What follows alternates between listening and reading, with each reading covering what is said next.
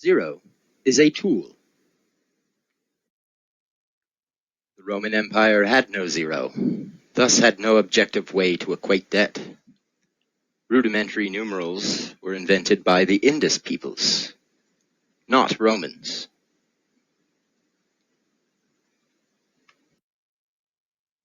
Modern technology multiplies productivity. Multiplication would not be feasible without Arabic numerals, however, invented in circa 600. Take a cross-section of a multiplication table. One side will equate 42 to 42. The other side scales up 13.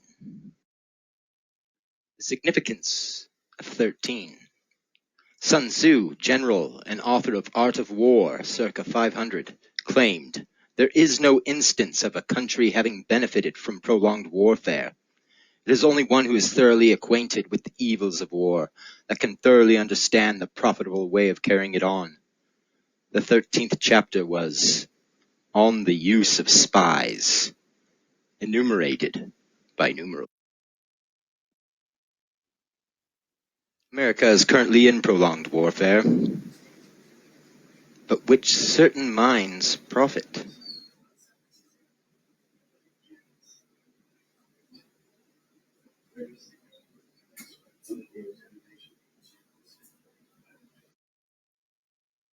The kleptocrats do.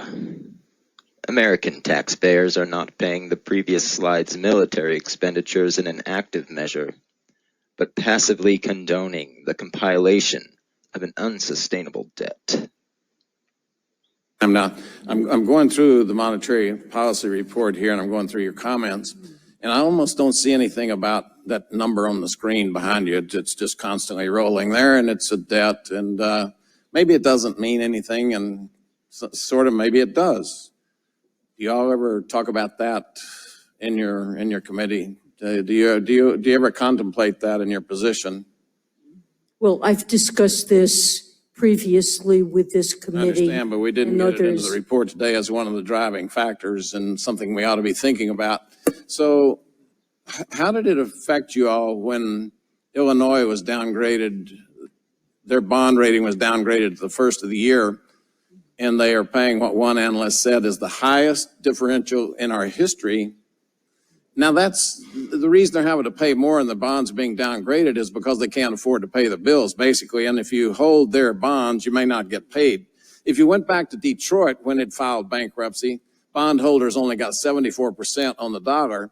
And so, I mean, it all feeds back toward this number here and the fact that it doesn't even make the print, not even the fine print that I could find. Maybe I missed it, but I did see the one sentence about Illinois being downgraded, and there was a brief discussion of Puerto Rico. But the idea that we as a country are not discussing our ability to pay our bills is something that I think there's a downside effect to the problem. But the fact that your report doesn't bring it up is a little concerning to me. And the way that really played out was a couple of weeks ago when Chicago schools tried to issue a bond rating, and they didn't get any bidders at all, none. So they ended up driving the rate up to 7.5, 7.75 or something. But it seems like that the people in charge of the financial stability of the country, the value of our dollar, the value of our promises to pay, it just seems like it would have a little bit more important in the document here. I would expect, frankly, maybe a whole chapter, because there are estimates that we can't pay our bills in this country. And so we continue to operate as if it's not going to matter if our ratings are downgraded, if our interest rate goes up. We're already running deficits, which means we have to print the money every year in which to operate. And it seems like that the people in charge of the system would be talking about it and postulating and telling us, hey, this is kind of serious. Why don't we all work together and start figuring out what we can do to live within our means, to just make sure that we're not paying triple and quadruple what other people are paying for debt. I don't know. I'd love to hear your comments. Well, let me state in the strongest possible terms, I agree that what you're showing here represents a trend that given current spending and taxation decisions, is going to lead to an unsustainable debt situation with rising interest rates and declining investment in the United States that will further harm productivity, growth, and living standards. I believe a key thing that Congress should be taking into account in designing fiscal policy is the need to achieve sustainability of this debt path over time.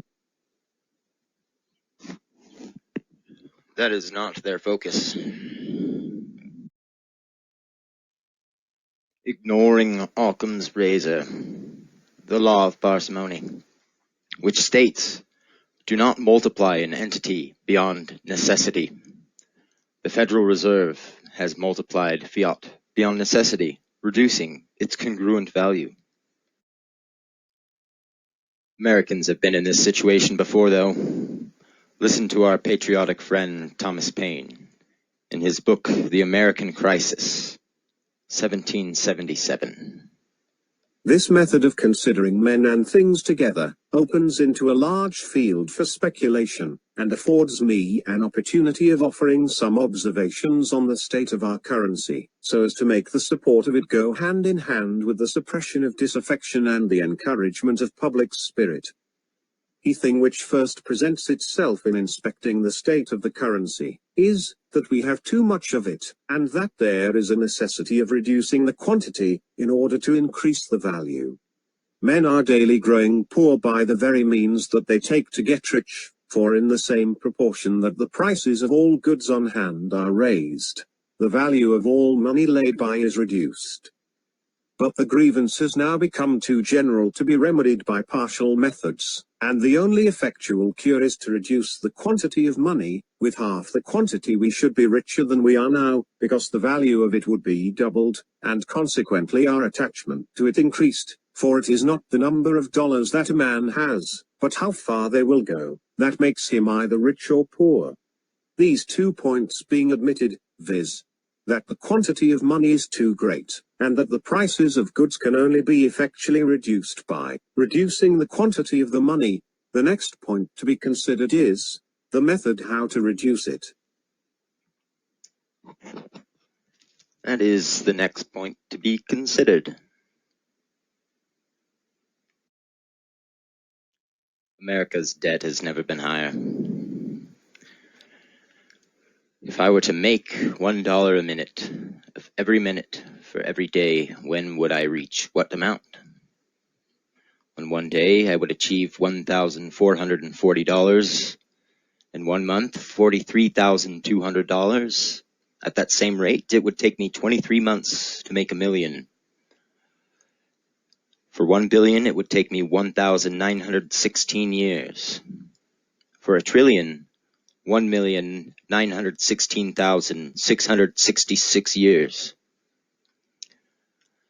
And there's just over 14.3 of those trillions in the debt held by the public. There is no mechanism or perhaps even logic worked out to get the debt held by the public up to this amount when the currency is issued by a private entity with no accountability to the public. This has been going on for generations, but neoliberal policies are hyperextending it, perhaps for ominous reasons.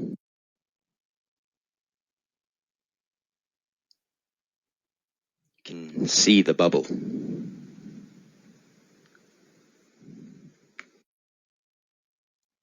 So what is the abstract idea of public interest anyway? My own thought of it would be utter functionality of public spaces, an appreciation of forms, as in new design and infrastructure. This is not what we have. Our infrastructure gets a grade of D.